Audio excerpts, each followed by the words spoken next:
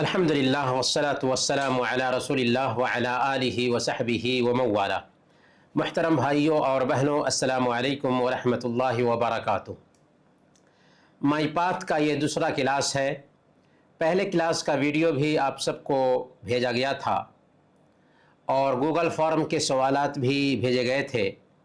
ابھی تک سب لوگوں نے جوابات نہیں بھیجے۔ ہماری گزارش ہوگی، ریکویسٹ ہوگا کہ ضرور ان کے جوابات بھیجیں، ہمیں انتظار رہے گا۔ ہم دین سیکھ رہے ہیں، دنیا کا سب سے بہتر علم سیکھ رہے ہیں۔ کھانے پینے سے بھی زیادہ ضروری ہے یہ علم۔ اس لیے جیسے ہم دوسرے کاموں میں محنت کرتے ہیں، اسی طریقے سے اس کام میں محنت کریں، ذرا وقت نکالیں، کیونکہ یہ وقت جو نکلے گا 24 گھنٹے کے سارے وقتوں میں سب سے بہتر وقت ہوگا۔ ہماری گزارش ہوگی کہ ہمارا ساتھ دیجیے، اور آپ جیسے پیاروں سے ہمیں یہی امید ہے۔ آج بھی جیسے پچھلے کلاس میں ہم نے قرآن سے ایک سورہ سیکھی تھی، ویسے ہی آج ایک سورہ سیکھیں گے۔ عقیدہ سے کچھ باتیں سیکھیں گے، فقہ سے بھی کچھ باتیں سیکھیں گے، سیرت کا بھی ایک حصہ سیکھیں گے، اور اخلاق سے بھی کچھ اہم باتیں سیکھیں گے۔ تو سب سے پہلے ہم آتے ہیں قرآن کریم کی طرف۔ قرآن کریم سے آج ہم سورہ العصر سیکھیں گے، اور ہم نے اس سے پہلے بتایا ہے کہ قرآن کی جو صورتیں ہم سیکھتے ہیں انہیں 4 حصوں میں تقسیم کریں۔ پہلے نمبر پر انہیں اچھی طرح سے سنیں، یعنی ان کی تلاوت یوٹیوب سے اچھی آواز میں سنیں۔ دوسرے نمبر پر ان صورتوں کو سنائیں، کسی دوسرے کو اچھی آواز والے کو سنائیں، تاکہ جو کچھ بھی آپ نے سنا ہے سناتے وقت آپ سے غلطی نہ ہو۔ اور تیسرے نمبر پر انہیں یاد کریں، اور چوتھے نمبر پر ان کے معانی کو سمجھیں۔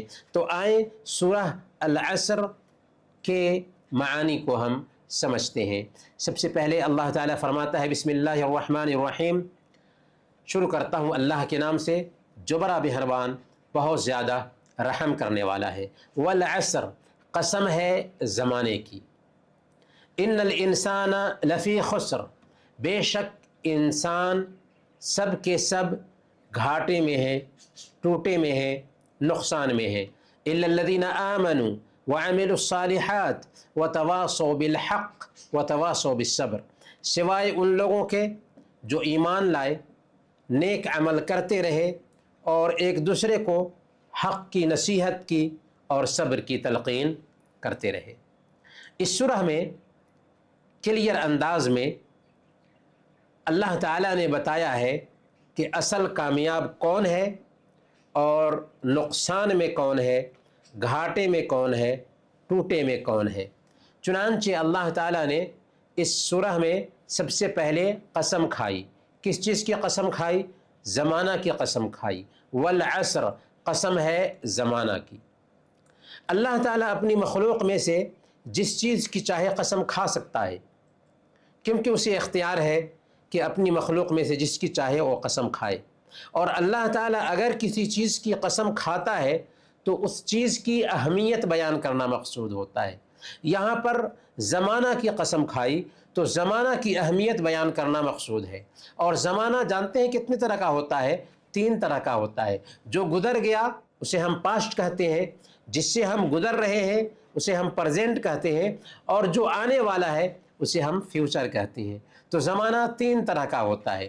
اللہ نے گویا کہ کہا کہ دنیا کے جتنے بھی لوگ تھے سب کے سب گھاٹے میں تھے، گھاٹے میں ہیں، اور گھاٹے میں رہیں گے۔ گویا کہ اس سورہ میں اللہ تعالیٰ نے زمانہ کی قسم کھائی ہے۔ تو اللہ تعالیٰ جس چیز کی چاہے قسم کھائے، پر بندوں کے لیے جائز نہیں ہے کہ اللہ کے علاوہ کسی اور کی قسم کھائے۔ اسی لیے کتنے لوگ جو قسم کھاتے ہوئے کہتے ہیں جان کی قسم، باپ کی قسم، بیٹے کی قسم، مدینہ کی قسم، کعبہ کی قسم، یہ ساری قسمیں غلط ہیں۔ اس انداز میں قسمیں نہیں کھانا چاہیے، بلکہ قسم کھانا چاہیے تو کیسے؟ اللہ کی قسم، خانہ کعبہ کے رب کی قسم، کعبہ کی قسم نہیں، نبی کی قسم نہیں، بلکہ اللہ کی قسم کھانا چاہیے۔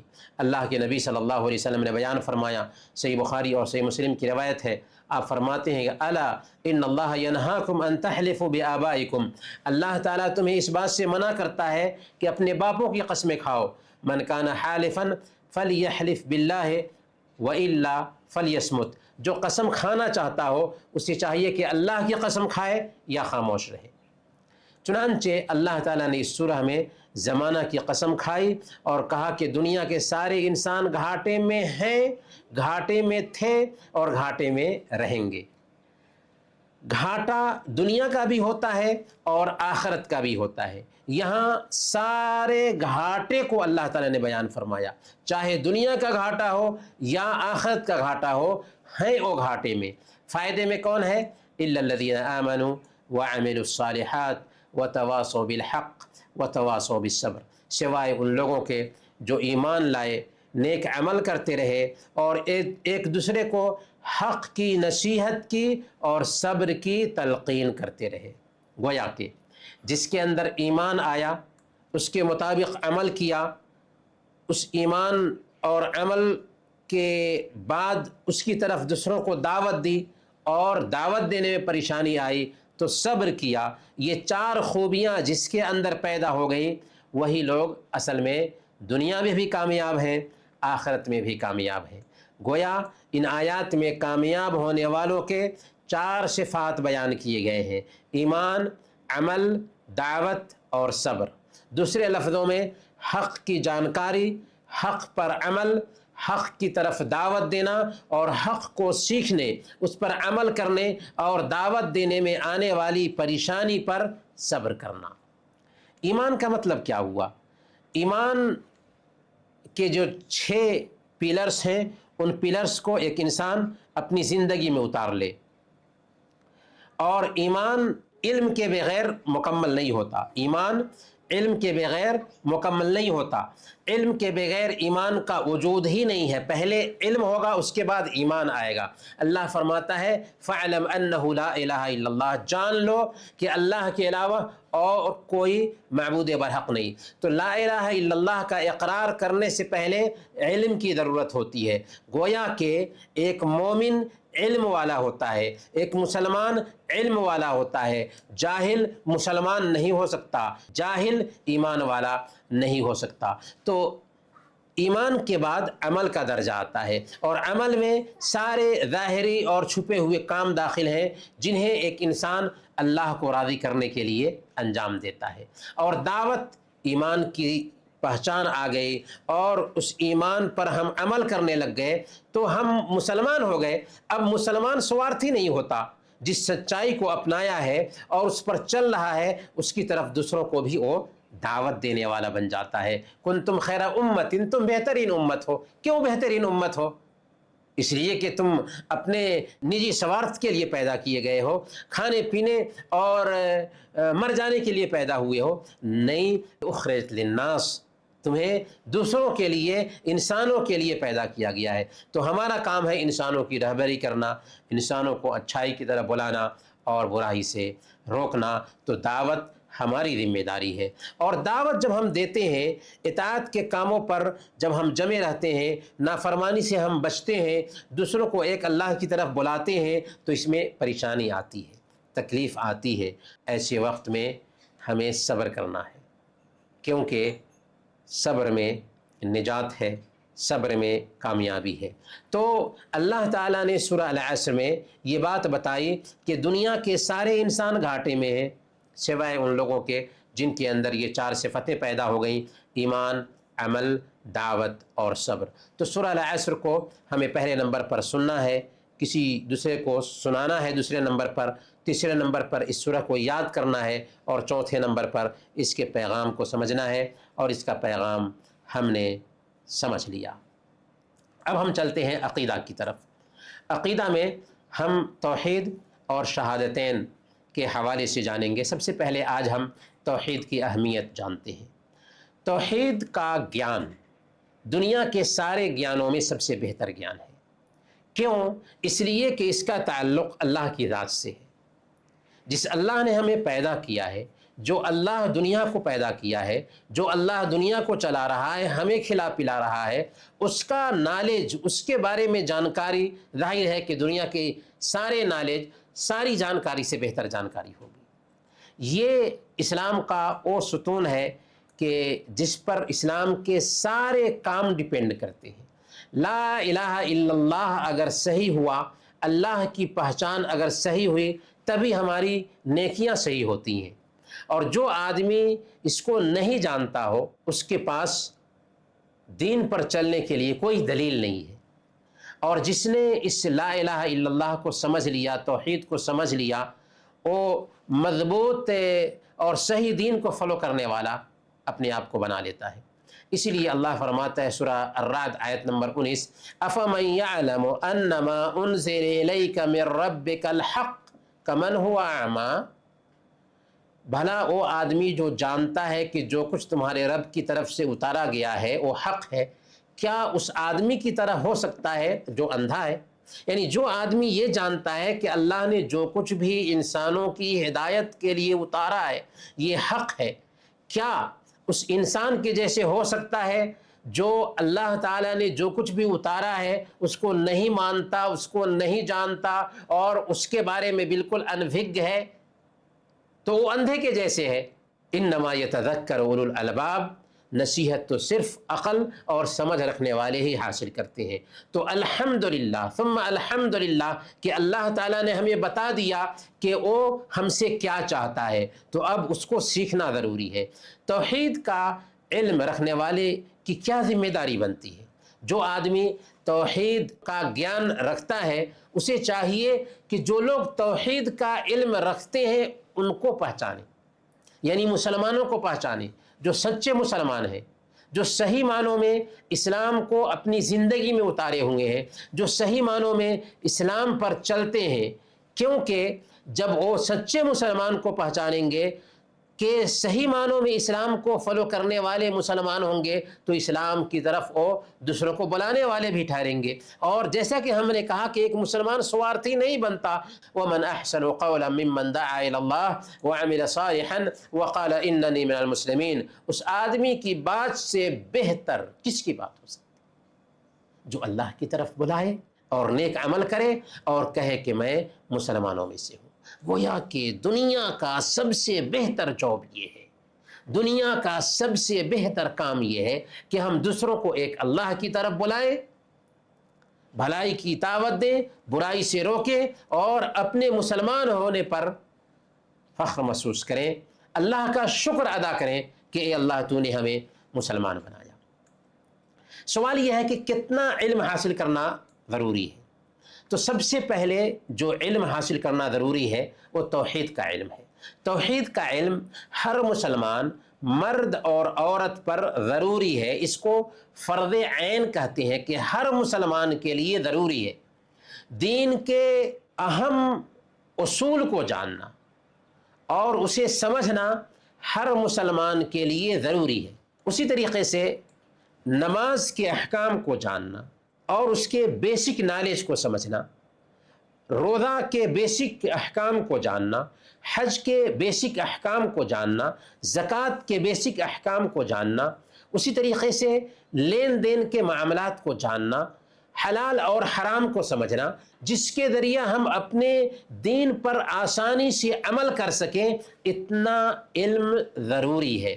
البتہ اس سے زیادہ جو علم ہے اس کو ہم فرض کفایہ کہتے ہیں۔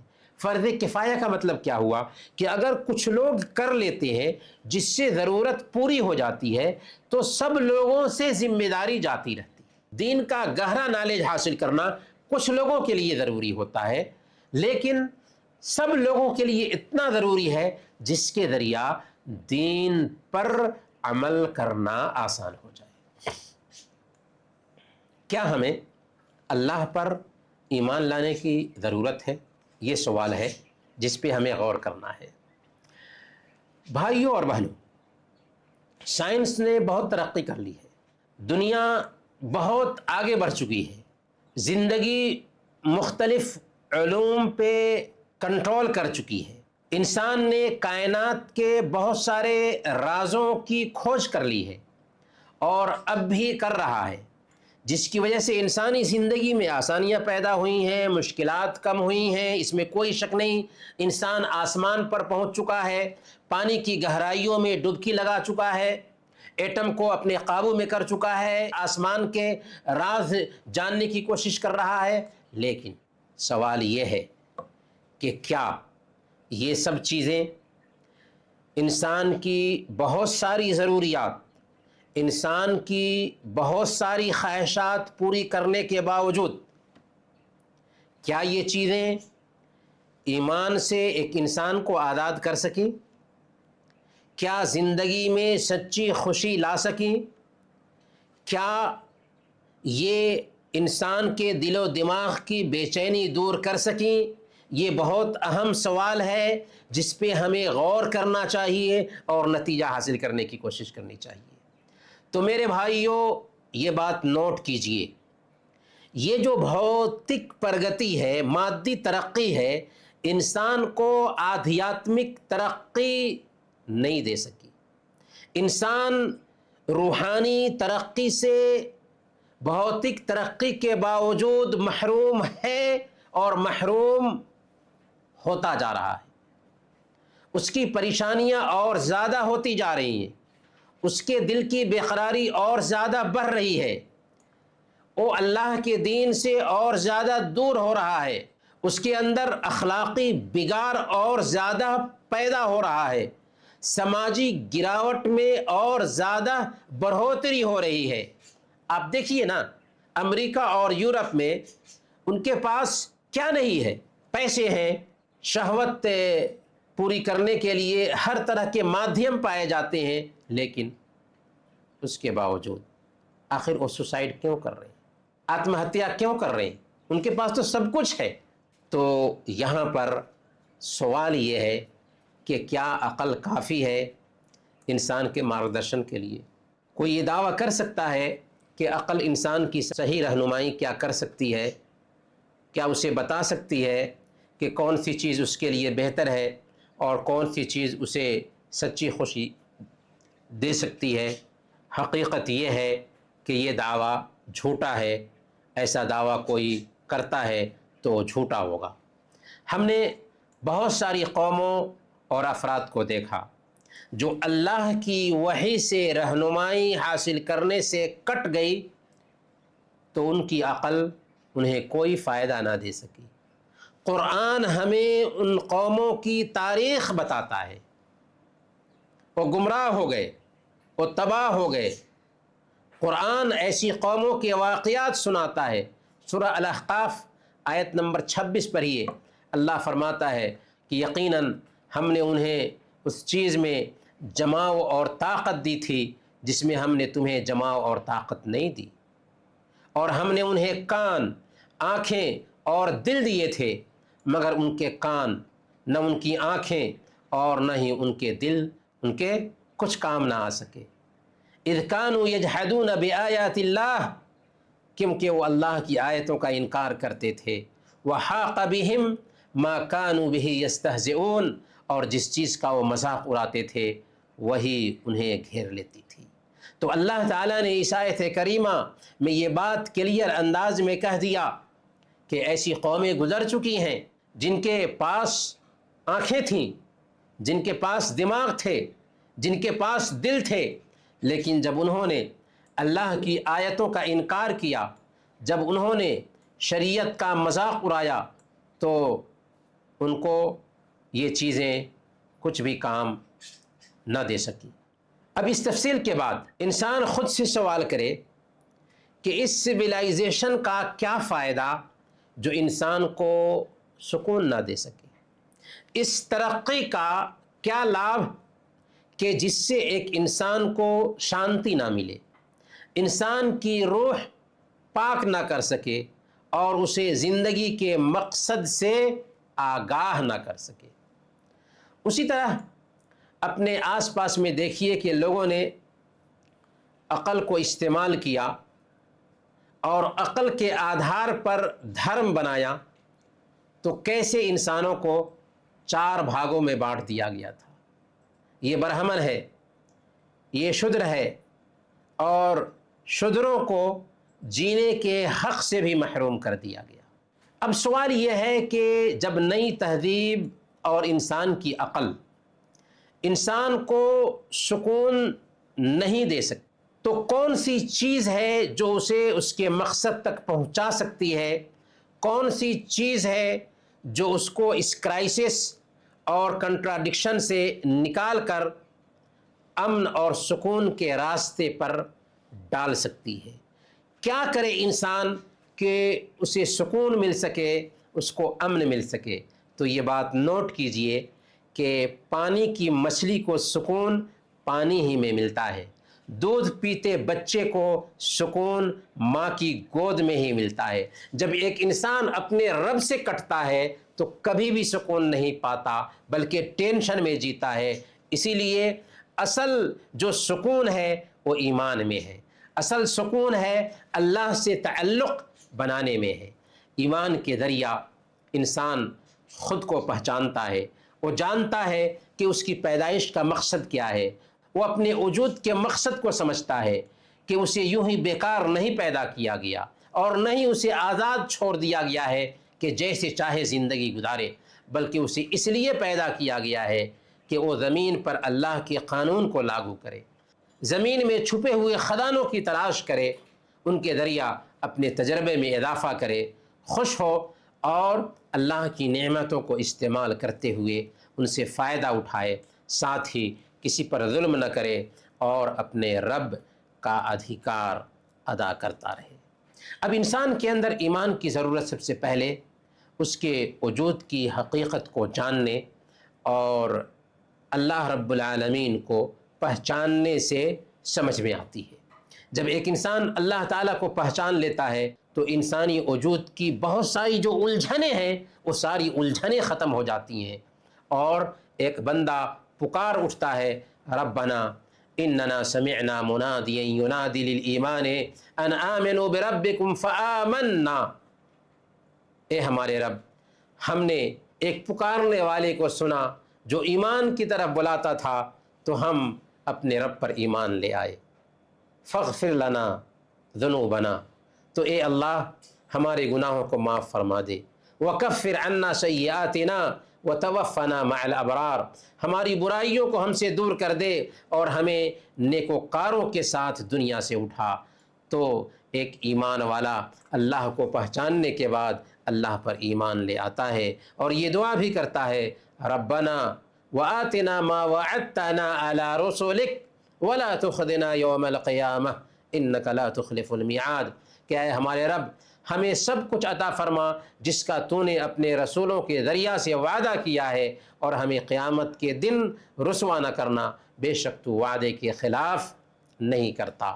تو گویا کہ ایک مسلمان جب اللہ کو پہچان لیتا ہے تو اس دنیا میں پھونک پھونک کر قدم رکھتا ہے اور وہ سمجھتا ہے کہ ہم ایک دن مرنے والے ہیں، اپنے رب کے پاس پہنچنے والے ہیں، اپنی زندگی کا حساب و کتاب چکانے والے ہیں، پھر یا تو جنت ہے یا جہنم ہے۔ اب وہ جنت میں جانے کی تیاری کرتا ہے، جہنم میں جانے سے بچتا ہے۔ تو جب ہم اللہ پر ایمان لاتے ہیں، اللہ کی پہچان کرتے ہیں، تو عجیب طریقے سے ہمیں من کا سکون ملتا ہے، کیونکہ ہم ڈائریکٹ اپنے رب کو پہچان چکے ہیں۔ تو یہ رہی عقیدے کے بارے میں آج کی تفصیل۔ اب ہم چلتے ہیں فقہ کی طرف۔ ہم سب سے پہلے غسل کے بارے میں جانیں گے، غسل کا مکمل طریقہ کیا ہے اور پریاپت طریقہ کیا ہے، کافی طریقہ کیا ہے، اس کو ہم جانیں گے۔ سب سے پہلے غسل کا مکمل طریقہ، یعنی اگر کسی کو غسل کرنا ضروری ہے، واجبی غسل کرنا ہے، تو کیسے غسل کرے گا اس کو ہم جانتے ہیں۔ پہلے نمبر پر اپنے دل میں پاکی حاصل کرنے کی نیت کریں، دوسرے نمبر پر بسم اللہ کہیں، تیسرے نمبر پر اپنے دونوں ہاتھ دھوئیں 3 مرتبہ، اور چوتھے نمبر پر اپنے شرمگاہ کو بائیں ہاتھ سے دھوئیں، پھر ہاتھ کو صابن سے اچھی طرح سے صاف کر لیں۔ 5ویں نمبر پر نماز کی طرح مکمل وضو کریں، یعنی کلی کریں، ناک میں پانی ڈالیں، چہرہ دھوئیں، دونوں ہاتھوں کو کوہنیوں سمیت دھوئیں، البتہ سر کا مسح نہیں کریں گے۔ کیوں نہیں سر کا مسح کریں گے؟ اس لیے کہ اب تو ہم غسل کرنے جا رہے ہیں، تو سر کا مسح نہیں کریں گے کیونکہ سر پر پانی ڈالنے والے ہیں۔ چھٹے نمبر پر پورے جسم پر پانی بہائیں، پہلے دائیں جانب پھر بائیں جانب، دونوں بغل کو بھی دھوئیں، کان ناک کے نیچے اور پورے بدن پر پانی بہائیں، کوئی بھی ایک حصہ خالی نہیں رہنا چاہیے۔ جب پورے بدن پر پانی پہنچ جاتا ہے تو آخر میں دونوں پاؤں کو دھو لیں۔ ایسے ہی اللہ کے نبی صلی اللہ علیہ وسلم جنابت کا غسل کرتے تھے، اور یہ طریقہ حضرت عائشہ صدیقہ رضی اللہ تعالی عنہا نے اور حضرت میمونہ رضی اللہ تعالی عنہا نے، اللہ کے نبی صلی اللہ علیہ وسلم کی دونوں بیویوں نے اللہ کے نبی صلی اللہ علیہ وسلم کے غسل کا یہ طریقہ بیان کیا ہے، جسے امام بخاری اور امام مسلم نے اپنی اپنی صحیح میں اسے بیان کیا ہے۔ اب پریاپت غسل کا طریقہ کیا ہوگا؟ تو طہارت کی نیت کر لیں، بسم اللہ کہیں اور پورے جسم پر پانی بہا لیں، جس میں منہ اور ناک شامل ہے، یعنی کلی کریں، ناک میں پانی ڈالیں تو آپ کا غسل ہو گیا۔ اب سوال یہ ہے کہ کن چیزوں سے غسل کرنا ضروری ٹھہرتا ہے، یعنی وہ کون کون سی چیزیں ہیں کہ ان کی وجہ سے غسل کرنا ہمارے لیے ضروری ہوتا ہے۔ تو پہلے نمبر پر لذت کے ساتھ منی کا نکلنا، ورج کا نکلنا۔ اگر لذت کے ساتھ ورج نکل جائے، منی نکل جائے، تو اس سے غسل واجب ہوتا ہے، چاہے جنسی ملاپ سے ہو، یعنی سنبھوگ کرنے سے ہو، یا نائٹ فال سونے میں منی نکل جائے، یا کسی بھی طریقے سے ہو۔ کوئی آدمی ہست میتھون کر کے بھی یا دیکھنے سے بھی منی نکال لے تو ایسے بھی غسل واجب ہو جائے گا، حالانکہ ہست میتھون حرام ہے، ناجائز ہے۔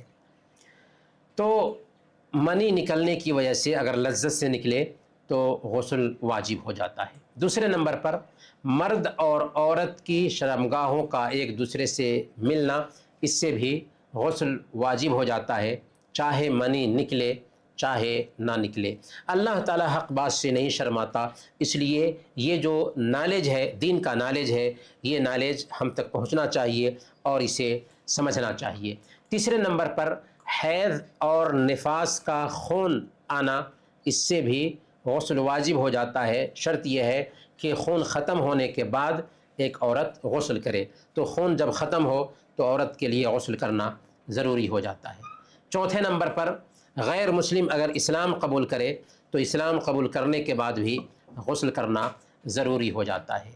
پانچویں نمبر پر کوئی آدمی وفات پا جائے تو اس کو بھی غسل دینا ضروری ہوتا ہے۔ ہاں، اگر میدان جہاد میں کوئی آدمی شہادت پایا ہے تو اسے غسل دینے کی ضرورت نہیں ہوتی ہے۔ تو یہ وہ چیزیں ہیں جن کی وجہ سے غسل ضروری ہوتا ہے۔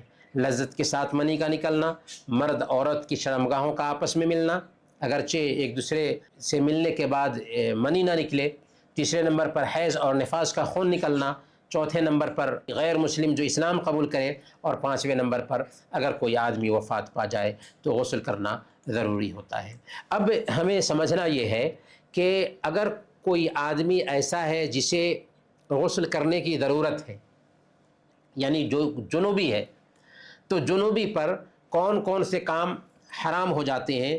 تو 5 کام حرام ہو جاتے ہیں جنوبی پہ۔ پہلے نمبر پر جنوبی نماز نہیں پڑھ سکتا۔ دوسرے نمبر پر خانہ کعبہ کا طواف نہیں کر سکتا۔ تیسرے نمبر پر قرآن کو چھو نہیں سکتا۔ چوتھے نمبر پر قرآن کو پڑھ بھی نہیں سکتا۔ پانچویں نمبر پر مسجد میں ٹھہر نہیں سکتا۔ اب سوال یہ ہے کہ وہ کام جو حیض اور نفاس والی عورتوں کے لیے حرام ہیں، وہ کون کون سے کام ہیں؟ تو یہ 6 کام ہیں۔ پہلے نمبر پر نماز پڑھنا، اور چھوٹی ہوئی نمازوں کی ادائیگی تو نہیں ہے حیض اور نفاس کے ختم ہونے کے بعد، لیکن دوسرے نمبر پر روزہ رکھنا بھی جائز نہیں ہے، اور چھوٹے ہوئے روزوں کو قضا کرنا ضروری ہے۔ یعنی اگر ایک عورت کے روزے چھوٹ گئے ہیں تو رمضان ختم ہونے کے بعد 11 مہینوں میں ان چھوٹے ہوئے روزوں کی قضا کرنا ضروری ہے، اس کے اوپر لازم ہو جاتا ہے کہ اپنے چھوٹے ہوئے روزوں کو قضا کرے، کیونکہ پیریڈ کے دن تھے یا بچے کی پیدائش کی وجہ سے روزے نہ رکھ سکی تھی، تو ان چھوٹے ہوئے روزوں کی قضا ایک عورت پر ضروری ہے۔ تیسرے نمبر پر طواف کعبہ کرنا بھی جائز نہیں ہے حیض اور نفاس والی عورت کو۔ چوتھے نمبر پر مسجد میں ٹھہرنا بھی جائز نہیں ہے حیض اور نفاس والی عورت کے لیے، یہاں تک کہ اگر ایک عورت مسجد میں جانا چاہتی ہے دین کی باتیں سننے کے لیے اور حیض کی حالت میں ہے یا نفاس کی حالت میں ہے تو اس کے لیے جائز نہیں ہوگا، اگرچہ اچھی نیت سے ہی کیوں نہ جا رہی ہو۔ ہاں، مسجد کے کسی کونے میں بیٹھ سکتی ہیں جو مسجد کا حصہ نہیں ہے، لیکن مسجد میں جا کر کے بیٹھنا جائز نہیں ہوگا۔ پانچویں نمبر پر مصحف کو چھونا بھی جائز نہیں ہوگا حیض اور نفاس والی عورت کے لیے۔ ہاں، اس کے لیے قرآن پڑھنا اور قرآن کو دستانہ پہن کر کے چھونا بھی جائز ہے، یعنی اگر کوئی عورت حیض اور نفاس کی حالت میں ہے تو اس کے لیے اس بات کی گنجائش ہے کہ اگر وہ ٹیچر ہے اور بچیوں کو قرآن سکھاتی ہے تو قرآن کو چھوئے بغیر قرآن سکھا سکے۔ اسی طریقے سے دستانہ پہن کر کے قرآن کو چھو بھی سکتی ہے۔ اسی طریقے سے کوئی اسٹوڈنٹ ہے وہ قرآن پڑھتی ہے تو اس کے لیے جائز ہے کہ قرآن کو چھوئے بغیر قرآن یاد کرے، قرآن پڑھے یا دستانہ پہن کر کے قرآن کو چھو بھی سکتی ہے۔ چھٹے نمبر پر حیض اور نفاس والی عورتوں کے ساتھ سمبھوگ نہیں کیا جا سکتا، جسمانی تعلق قائم نہیں کیا جا سکتا۔ غور کرنے والے مسائل، یہاں پہ کچھ سوال ہیں جن پہ غور کرنا ہے۔ سب سے پہلا سوال یہ ہے کہ اگر کوئی مرد اپنی بیوی کے ساتھ سمبھوگ کرتا ہے اور پھر قرآن پڑھنے کا ارادہ کرتا ہے تو اس پر کیا لازم ہے؟ اس کے اوپر لازم ہے کہ وہ غسل کرے اور پھر اس کے بعد قرآن کریم کی تلاوت کرے۔ تو غسل کرنا ضروری ہے، جب تک کہ وہ غسل نہیں کرتا تب تک کے لیے اس کے لیے قرآن چھونا جائز نہیں ہوگا۔ دوسرا سوال ہے کہ ایک عورت کو حیض آیا، پھر اس کا حیض ختم ہو گیا ظہر کی نماز ختم ہونے سے پہلے تو اب وہ کیا کرے گی؟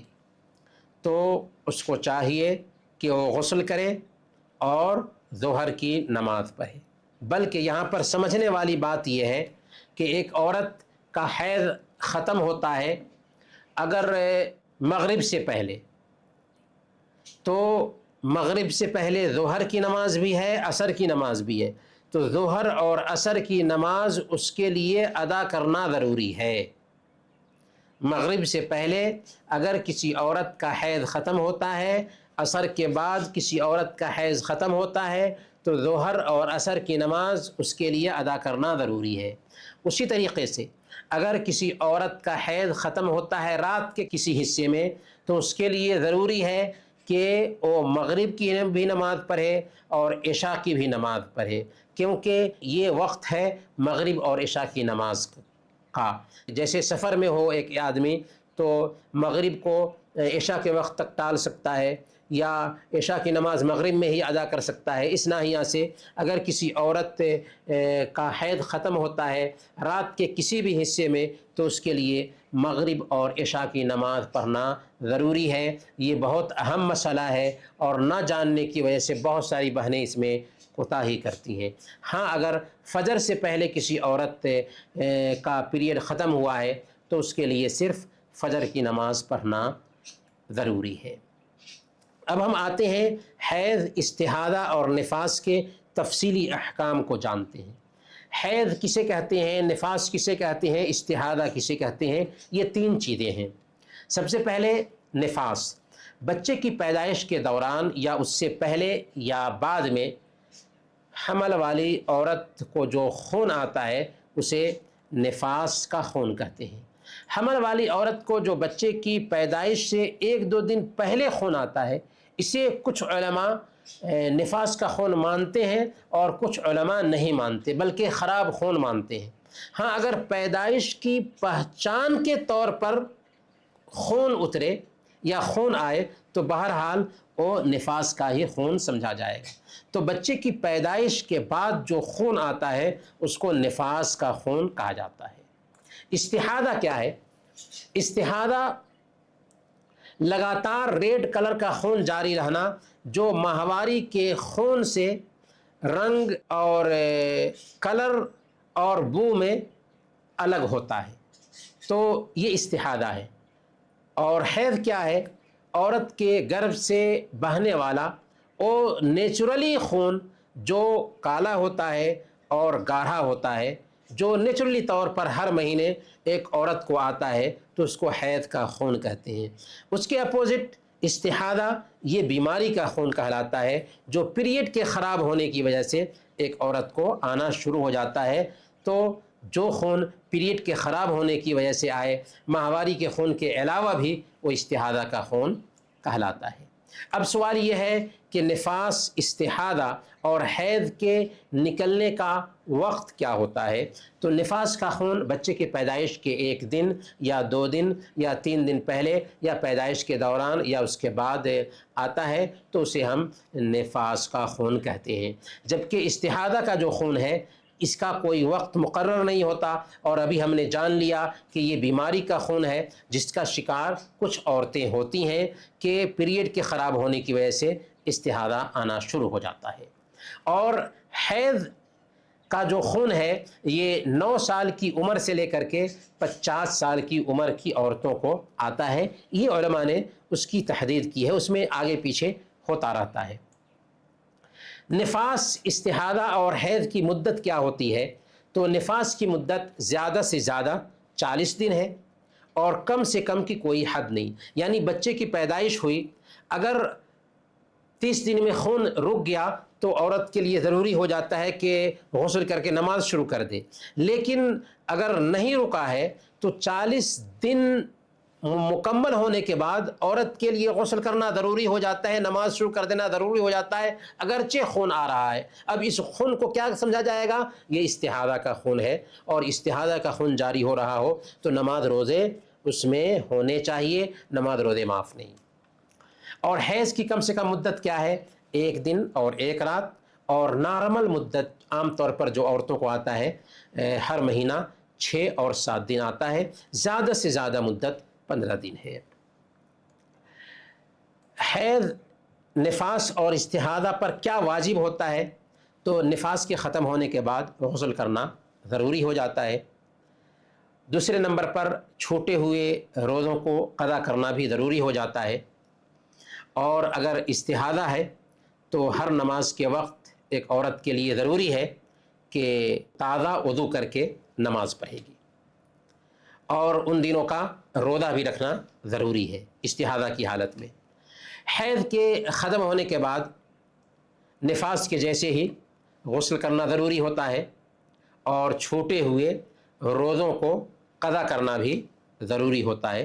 البتہ چھوٹی ہوئی جو نمازیں ہیں ان نمازوں کی قضا نہیں ہے۔ اللہ کی طرف سے یہ رحمت ہے کہ حیض اور نفاس کے دنوں میں جو نمازیں چھوٹی ہیں اللہ تعالیٰ ان کی مانگ نہیں کرتا، لیکن روزوں کی قضا ضروری ہے۔ نفاس سے، حیض اور استحاضہ سے کیا حرام ہوتا ہے؟ تو اس سے پہلے ہم جان چکے ہیں کہ نفاس اور حیض کی وجہ سے جو چیزیں حرام ہوتی ہیں، سب سے پہلے نمبر پر نماز نہیں پڑھ سکتی ایک عورت، روزہ نہیں رکھ سکتی ایک عورت، طواف نہیں کر سکتی، قرآن مجید کو بغیر حائل کے چھو نہیں سکتی، مسجد میں بیٹھ نہیں سکتی، اور شوہر بیوی کا تعلق بھی قائم نہیں ہو سکتا۔ جبکہ استحاضہ والی جو عورت ہے ان کے اوپر کوئی بھی ایسا کام حرام نہیں ہے، یعنی وہ نماز بھی پڑھے گی، وہ روزے بھی رکھے گی، وہ طواف بھی کر سکتی ہے، قرآن مجید کو بغیر حائل کے چھو بھی سکتی ہے، اور مسجد میں بیٹھ بھی سکتی ہے، کیونکہ استحاضہ کی حالت میں ہے۔ نفاس سے، استحاضہ اور حیض کے احکام کیا ہیں؟ تو حیض والی عورت کے لیے ڈیلی کے کام کرنا جائز ہے۔ بہت سارے دھرموں میں ایسا سمجھا جاتا ہے کہ عورت اگر پیریڈ کے دنوں سے گزر رہی ہے تو کھانا نہیں پکا سکتی ہے یا گھر میں نہیں ٹھہر سکتی، اس کے لیے الگ جگہ طے کی جاتی ہے۔ یہ اپشگون ہے، یہ نحوست ہے، اسلام جیسا پاک مذہب اس طرح کی چیزوں سے بالکل پاک ہے۔ ہمارا اسلام ہمیں یہ حکم دیتا ہے کہ ایک عورت اس حالت میں کھانا بنائے گی، نارمل حالت میں رہے گی، اپنے شوہر کے ساتھ سو سکتی ہے، لیکن جسمانی تعلق ہے، شاریرک سمبند ہے، نہیں ہو سکتا۔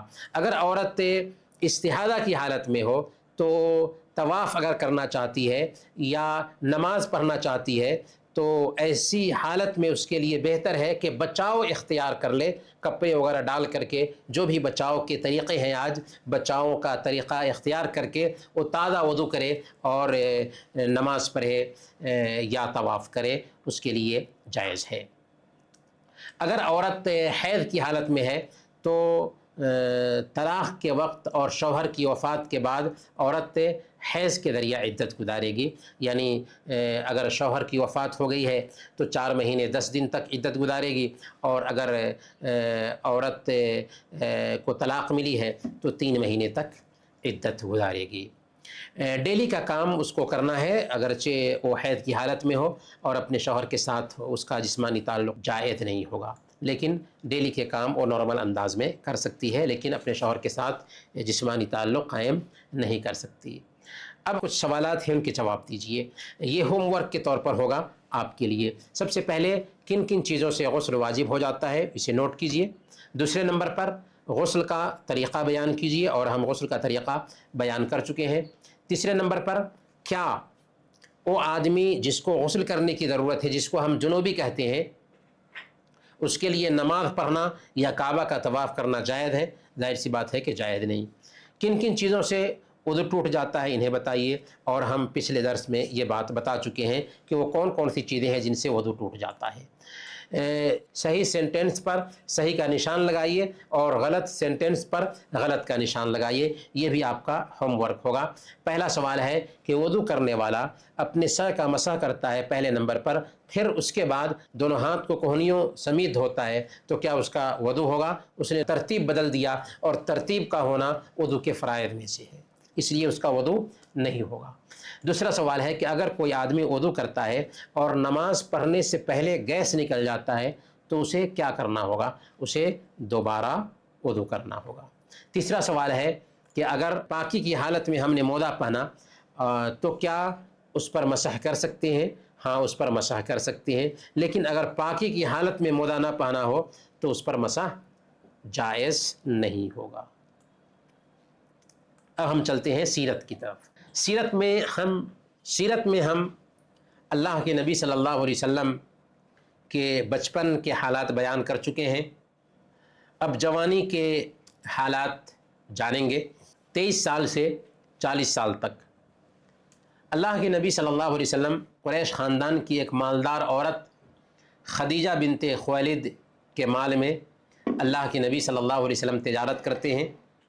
آپ سامان خریدتے تھے اور دوسرے علاقہ میں اسے بیچتے تھے۔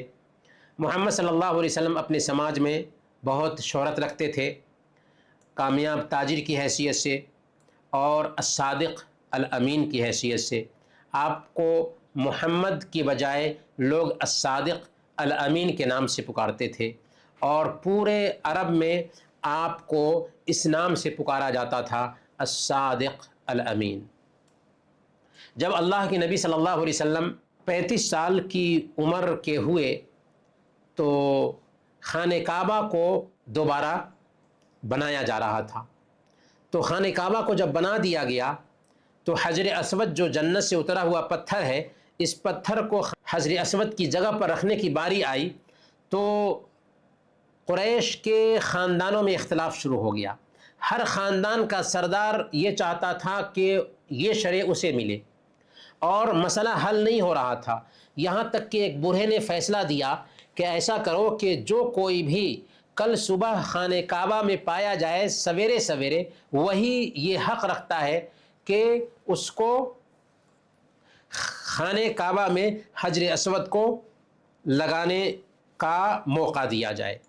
کل ہو کر کے جب دیکھا گیا تو محمد صلی اللہ علیہ وسلم سب سے پہلے خانہ کعبہ میں پہنچ چکے تھے۔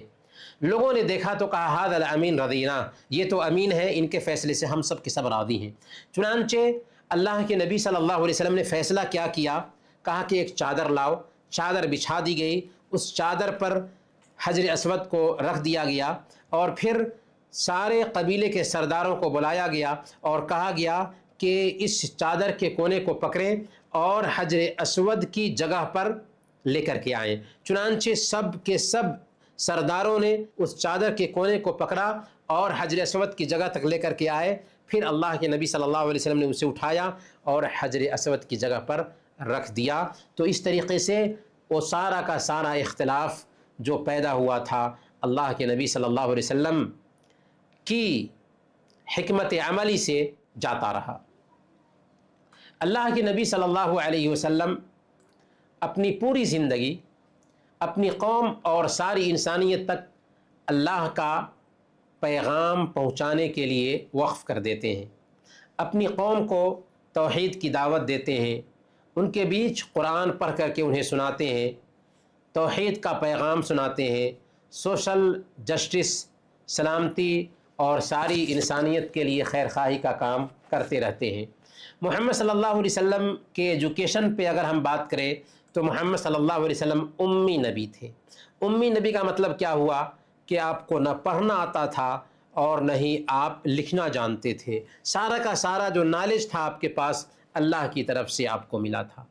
بچپن میں مکہ سے باہر کہیں زندگی آپ نے نہیں گزاری اور نہ ہی اپنے ملک سے باہر کہیں جانکاری حاصل کرنے کے لیے گئے۔ آپ کا جو بھی گیان تھا اللہ کی طرف سے حاصل کیا ہوا گیان تھا۔ آپ نے اللہ کے پیغام کو بغیر کسی کمی اور بیشی کے ہو بہو حرف بحرف پہنچا دیا۔ آپ کی جو حدیثیں ہیں، آپ کی جو سیرت ہے، ایسا نہیں کہ قرآن میں گڈ مڈ ہو گئی ہو، بلکہ قرآن الگ ہے اور اللہ کے نبی صلی اللہ علیہ وسلم کی باتیں الگ ہیں، اور قرآن بھی آج محفوظ ہے، محمد صلی اللہ علیہ وسلم کی سیرت بھی آج محفوظ ہے، اور محمد صلی اللہ علیہ وسلم کی باتیں جن کو ہم حدیث کہتے ہیں وہ بھی اوتھینٹک طریقے سے محفوظ ہے، جو اصل میں قرآن کی تشریح اور قرآن کا ایکسپلین ہے۔ اسی طرح اللہ کے نبی صلی اللہ علیہ وسلم کی سیرت بھی آج محفوظ ہے۔ محمد صلی اللہ علیہ وسلم کی شادی کے بارے میں اگر آپ جاننا چاہیں تو محمد صلی اللہ علیہ وسلم کے بارے میں بھی جانا کہ قریش کی ایک سمانت عورت تھی جن کا نام خدیجہ تھا۔ اسی خدیجہ نے اللہ کے نبی صلی اللہ علیہ وسلم کو کاروبار کے لیے آفر کیا تھا کہ جیسے میں دوسروں کو اپنا مال دیتی ہوں ویسے ہی آپ کو بھی دوں گی، آپ میرے مال میں کاروبار کیجئے۔ چنانچہ اللہ کے نبی صلی اللہ علیہ وسلم نے کاروبار کیا، ان کے مال میں پروفٹ اچھا آیا، اور ان کے ساتھ خدیجہ رضی اللہ تعالی عنہ کا غلام میسرہ بھی تھا۔ انہوں نے اللہ کے نبی صلی اللہ علیہ وسلم کے اخلاق کے بارے میں خدیجہ کو بتایا تو خدیجہ بہت پربھاوت ہوئیں، متاثر ہوئیں، یہاں تک کہ شادی کا پیغام بھیجا اور اللہ کے نبی صلی اللہ علیہ وسلم سے شادی ہو جاتی ہے۔ اللہ کے نبی صلی اللہ علیہ وسلم سے شادی جب ہو گئی تو خدیجہ رضی اللہ تعالی عنہ اس وقت 40 سال کی تھیں، محمد صلی اللہ علیہ وسلم 25 سال کے تھے۔ 15 سال خدیجہ رضی اللہ تعالی عنہ محمد صلی اللہ علیہ وسلم سے بری تھیں۔ 15 سال کا فرق بھی کچھ بھی سوشل لائف میں فرق پیدا نہ کر سکا اور بہت ہی پیار اور محبت کے ساتھ رہے، یعنی عمر کا فرق کامیاب پاریوارک جیون میں رکاوٹ نہ بن سکی۔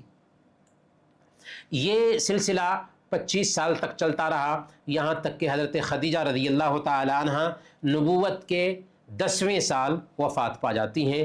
اس وقت ان کی عمر 65 سال کی ہو چکی تھی۔ ان کی وفات کے بعد محمد صلی اللہ علیہ وسلم نے اور بھی کئی شادیاں کیں جن کے پیچھے بہت ساری حکمتیں تھیں، کیونکہ اللہ کے نبی صلی اللہ علیہ وسلم شروع میں شادیاں نہیں کرتے ہیں بلکہ 55 سال کی عمر کے بعد یہ شادیاں کرتے ہیں۔ سماجی حکمت تھی، سیاسی حکمت تھی، دعوتی حکمت تھی، اس کا بیان اگلے چیپٹر میں انشاءاللہ آئے گا۔ اللہ کے نبی صلی اللہ علیہ وسلم کی جو شادی ہوتی ہے حضرت خدیجہ رضی اللہ تعالی عنہ سے، تو آپ پرسکون زندگی گزارتے ہیں، ٹھوس زندگی گزارتے ہیں اور 6 بچوں کے باپ بنتے ہیں۔ آپ کے پاس 4 بیٹیاں پیدا ہوتی ہیں اور وہ ہیں حضرت زینب، حضرت رقیہ، حضرت ام کلثوم اور حضرت فاطمہ رضی اللہ عنہن اجمعین۔ یہ 4 بیٹیاں ہیں آپ کی، حضرت زینب، حضرت رقیہ، حضرت ام کلثوم اور حضرت فاطمہ رضی اللہ عنہن اجمعین، اور 2 بیٹے ہوئے حضرت خدیجہ رضی اللہ تعالی عنہ سے، قاسم جو 2 سال کی عمر میں ہی وفات پا گئے، اور عبداللہ جو 4 سال کی عمر میں وفات پا گئے۔ قاسم ہی کے نام سے اللہ کے نبی صلی اللہ علیہ وسلم کی کنیت ابو القاسم رکھی گئی تھی۔ 7ویں اولاد ابراہیم پیدا ہوئی جو ماریہ قبطیہ سے پیدا ہوئی تھی۔ اس طریقے سے اگر آپ سے پوچھا جائے کہ اللہ کے نبی صلی اللہ علیہ وسلم کی سنتان کی سنکھیا کتنی ہے تو آپ بتائیں گے 7، 4 بیٹیاں اور 3 بیٹے۔ 4 بیٹیاں کون کون سی؟ زینب، رقیہ، ام کلثوم اور فاطمہ، اور بیٹے کون کون سے؟ قاسم، عبداللہ اور ابراہیم۔ محمد صلی اللہ علیہ وسلم اپنا وقت اپنی فیملی کے ساتھ بتاتے تھے، گھر کے مختلف کاموں میں اپنی بیویوں کا ہاتھ بٹاتے تھے، اپنے کپڑے خود سی لیتے تھے، بچوں کی دیکھ ریکھ کرتے تھے۔ ان کاموں کے ساتھ ساتھ اللہ کے نبی صلی اللہ علیہ وسلم عبادت میں بھی لگے رہتے تھے۔ لیکن یہ بات نوٹ کیجئے کہ اللہ کے نبی صلی اللہ علیہ وسلم سماج سے کٹ کر کے زندگی نہیں گزارتے تھے، بلکہ آپ نے شادیاں بھی کی تھی، بیویوں کو حق دیتے تھے، اور اس کے ساتھ ساتھ سب سے بڑھ کر عبادت گزار بھی تھے۔ تو ایک مسلمان ایسے ہی ہوتا ہے کہ سماج میں رہتا ہے، اور سماج میں رہنے کے ساتھ ساتھ ایک نیک انسان بن کر کے رہتا ہے۔ محمد صلی اللہ علیہ وسلم ایسے انسان ہیں جو پیار کرنے والے اور وفادار شوہر بنتے ہیں، پیار کرنے والا باپ بھی ہے اور پیار کرنے والا شوہر بھی ہے۔ محمد صلی اللہ علیہ وسلم اپنی بیوی خدیجہ رضی اللہ تعالی عنہ سے بہت زیادہ محبت کرتے تھے، ان کے لیے اور اپنی اولاد کے لیے بہت مخلص تھے۔ اللہ کے نبی صلی اللہ علیہ وسلم کا حال یہ تھا کہ اپنی نواسی حضرت زینب کو گود میں لے کر کے لوگوں کو امامت کرا رہے ہیں، حضرت حسن اور حسین ایک مرتبہ کندھے پر بیٹھ جاتے ہیں تو سجدہ لمبا کر دیا کرتے ہیں۔ تو اللہ کے نبی صلی اللہ علیہ وسلم اپنے بچوں سے بہت پیار کرتے تھے۔ حضرت فاطمہ رضی اللہ تعالی عنہ جب ان کے گھر جاتے تھے اللہ کے نبی صلی اللہ علیہ وسلم تو ان کی پیشانی کو چومتے تھے۔ تو اللہ کے نبی صلی اللہ علیہ وسلم بہت اچھے شوہر بھی تھے اور بہت اچھے باپ بھی تھے۔ اب آخری ٹاپک ہے، اسی پہ ہماری بات ختم ہوگی، اخلاق۔ اخلاق میں سب سے پہلے ہم توبہ کے بارے میں جانیں گے، اس کے بعد ہم سچائی کے بارے میں جانیں گے۔ توبہ کیا ہے؟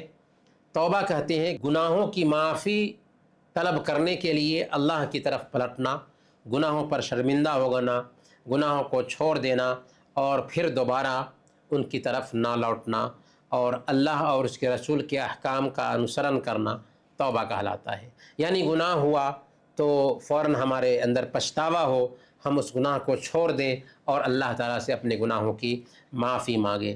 اللہ تعالیٰ فرماتا ہے سورہ النساء آیت نمبر 17 میں، انما التوبۃ علی اللہ للذین یعملون السوء بجہالۃ ثم یتوبون من قریب، کہ اللہ تعالیٰ صرف انہی لوگوں کی توبہ قبول فرماتا ہے جو نادانی میں کوئی برائی کر گزریں پھر جلد اس سے بعد آ جائے اور توبہ کریں۔ فَأُولَٰئِكَ يَتُوبُ اللَّهُ عَلَيْهِمْ، تو اللہ تعالیٰ ایسے ہی لوگوں کی توبہ قبول کرتا ہے۔ وَكَانَ اللَّهُ عَلِيمًا حَكِيمًا، اللہ تعالیٰ بہت زیادہ علم رکھنے والا اور حکمت والا ہے۔ اس آیت میں اللہ تعالیٰ ہمیں یہ بتا رہا ہے کہ وہ توبہ قبول کرنے والا ہے، بندے کی توبہ قبول کرتا ہے۔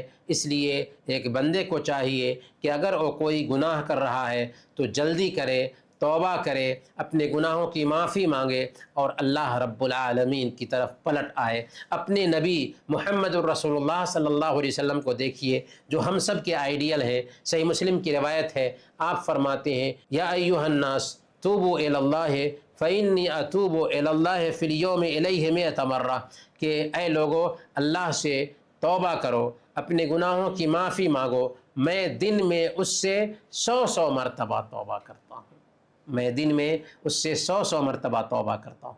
تو توبہ کی بہت زیادہ ضرورت ہے۔ گناہ ہوتا ہے فوراً اللہ تعالیٰ سے توبہ کرنی چاہیے، لیکن توبہ کی قبولیت کے لیے 3 شرطیں ہیں، ان کو دھیان میں رکھنا چاہیے۔ پہلی شرط کیا ہے کہ گناہ کو پورے طور پر چھوڑ دیا جائے، یعنی گناہ سے دوری اختیار کر لیں۔ دوسرے نمبر پر آئندہ اس گناہ کی طرف لوٹ کر نہ آنے کا پختہ ارادہ کر لے، اور تیسرے نمبر پر گناہ پر شرمندہ ہوں، گناہ پر شرمندہ ہوں کہ اللہ ہم نے بہت غلط کام کیا۔ اور چوتھی جو شرط ہے وہ یہ ہے کہ اگر کوئی آدمی کسی کا حق مارا ہے تو حق کی ادائیگی کر دے، گویا کہ گناہ کو چھوڑ دے، گناہ پر شرمندہ ہو اور آئندہ اسے نہ کرنے کا پختہ ارادہ رکھے، اور اگر وہ گناہ بندوں کے حق سے تعلق رکھتا ہے تو بندوں سے معافی مانگ لے، جیسے کسی کا مال چوری کیا تھا تو لوٹا دے، کسی کا مال ہڑپ لیا تھا تو دے دے، تبھی اللہ تعالیٰ معاف فرمائے گا۔ تو یہ ہے توبہ، سچائی۔ سچائی کہتے ہیں حق بولنا، حق پر چلنا اور جھوٹ سے بچنا۔ اللہ تعالیٰ نے فرمایا یا ایھا الذین آمنوا اتقوا اللہ وکونوا مع الصادقین، اے ایمان والو اللہ سے ڈرو اور سچوں کے ساتھ رہو۔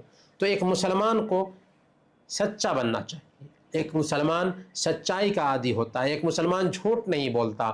صحیح بخاری اور صحیح مسلم کی روایت ہے، اللہ کے نبی صلی اللہ علیہ وسلم نے بیان فرمایا سچائی اپناؤ کیونکہ سچائی نیکی کی طرف لے جاتی ہے اور نیکی جنت کی طرف لے جائے گی۔ اور ایک بندہ سچ بولتا رہتا ہے اور سچائی کی تلاش میں لگا رہتا ہے یہاں تک کہ وہ سچا لکھ دیا جاتا ہے اللہ کے پاس۔ اور جھوٹ سے بچو، اس لیے کہ جھوٹ برائی کی طرف لے جاتا ہے اور برائی جہنم کی طرف لے جاتی ہے۔ اور ایک بندہ جھوٹ بولتا رہتا ہے اور جھوٹ کی تلاش میں لگا رہتا ہے یہاں تک کہ اللہ کے پاس جھوٹا لکھ دیا جاتا ہے۔ تو ہمیں کیا چاہیے؟ ہمیں چاہیے کہ سچ بولیں، کیونکہ سچائی نیکی کی طرف لے جائے گی، نیکی جنت میں لے جائے گی، اور اللہ کے پاس بھی ہم سچے لکھے جائیں گے۔ جھوٹ کی عادت سے اپنے آپ کو بچائیں، ایک مسلمان جھوٹا نہیں ہوتا۔ منافقین کی صفت ہے کہ وہ جھوٹ بولتے ہیں۔ اللہ کے نبی صلی اللہ علیہ وسلم نے بیان فرمایا آیت المنافق ثلاث، منافق کی 3 پہچان ہے، جب بات کرے تو جھوٹ بولے، وعدہ کرے تو وعدہ خلافی کرے، اور جب اس کے پاس امانت رکھی جائے تو خیانت کر بیٹھے۔ مومن اپنی بات میں سچا ہوتا ہے، حق بولتا ہے، اگرچہ اس کی اپنی ذات کے خلاف ہی کیوں نہ ہو، ہمیشہ سچی گواہی دیتا ہے، اگرچہ اپنی فیملی کے خلاف ہی کیوں نہ ہو، کیونکہ سچائی امانت ہے اور اس کا بدلہ جنت ہے۔ حضرت کعب بن مالک رضی اللہ تعالیٰ عنہ کا لمبا قصہ ہے، لیکن اس قصے میں آپ دیکھیں کہ سچ بولنے کی وجہ سے ظاہر میں تو آزمائش سے دوچار ہوتے ہیں، لیکن اس کی وجہ سے ان کا مرتبہ بلند ہوتا ہے اور اللہ کی نظر میں بھی وہ بلند ہوتے ہیں۔ مسلمان اپنے کاروبار میں بھی سچا ہوتا ہے، خرید و فروخت میں بھی سچا ہوتا ہے، وہ دھوکہ نہیں دیتا، کبھی جھوٹ نہیں بولتا، کیونکہ جھوٹ بولنا دھوکہ ہے اور دھوکہ خیانت ہے، اور ایک مسلمان کو یہی خیانت جہنم میں لے کر جائے گی۔ صحیح مسلم کی روایت ہے اللہ کے نبی صلی اللہ علیہ وسلم ایک دن بازار گئے تو ایک کے سامان میں ہاتھ ڈالا، تری محسوس ہوئی تو پوچھا کہ اے اناج والے تم نے یہ کیا کر رکھا ہے؟ اس نے کہا کہ رات میں بارش ہو گئی تھی جس کی وجہ سے یہ غلہ بھیگ گیا تھا تو میں نے اس کو نیچے میں رکھا ہے اور سوکھے غلے کو اوپر میں رکھا ہے۔ آپ نے فرمایا آخر تم نے بھیگے ہوئے غلے کو اوپر میں کیوں نہیں رکھا کہ لوگ دیکھ لیتے؟ من غش فلیس منا، جس نے دھوکہ دیا وہ ہم میں سے نہیں۔ ہماری شریعت سچائی کی اہمیت بتاتی ہے، اس لیے ہمیں سچائی کو اختیار کرنا چاہیے۔ ہمیں اس بات کی بھی گنجائش نہیں دیتی ہماری شریعت کہ ہم بچوں کو بلانے کے لیے بھی جھوٹ بولیں۔ مائیں کبھی کبھار بولتی ہیں نا بیٹا ادھر آؤ، میں کچھ دیتی ہوں اور کچھ دینا نہیں چاہتی، تو یہ بھی جھوٹ ہو جائے گا۔ سنن ابی داؤد کی روایت ہے، حضرت عبداللہ بن عامر رضی اللہ تعالیٰ عنہ کہتے ہیں کہ میرے گھر میں اللہ کے نبی صلی اللہ علیہ وسلم بیٹھے ہوئے تھے، اسی بیچ میری ماں نے مجھے پکارا کہ عبداللہ عبداللہ، تو اللہ کے نبی صلی اللہ علیہ وسلم نے پوچھا تم اسے کیا دینا چاہتی ہو؟ تو میری ماں نے کہا کہ میں اسے ایک کھجور دینا چاہتی ہوں۔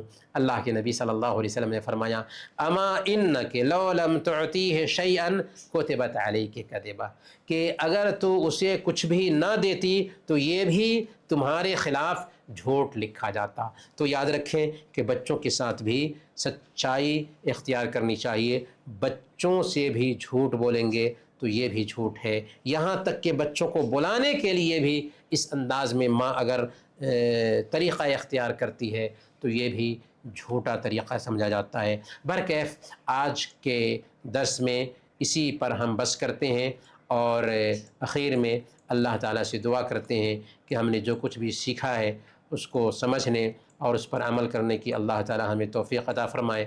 آپ کے پاس اگر کوئی سوال ہے، کچھ پوچھنا ہے تو آپ پوچھ سکتے ہیں۔